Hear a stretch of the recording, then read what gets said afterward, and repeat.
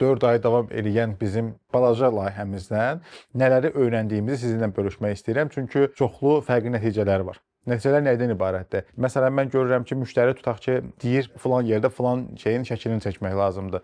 Adam gedir, həmin şeyin şəklini çəkib, qayıdıb çıxıb gəlir.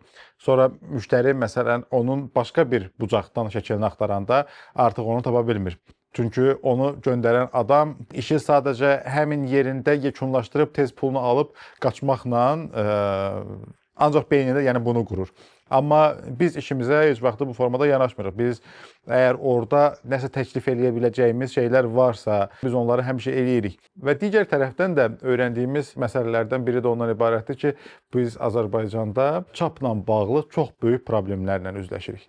Yəni məsələn, biz çap şirkətlərinə müraciət eləyəndə ki, bizə məsələn belə bir etiket lazımdır və həmin etiketdən tutaq ki, bizə 10 dənə lazımdır. Onlar deyirlər, "Yo, nə danışırsan? 10 dənə etiketi kimdir çap eləyən?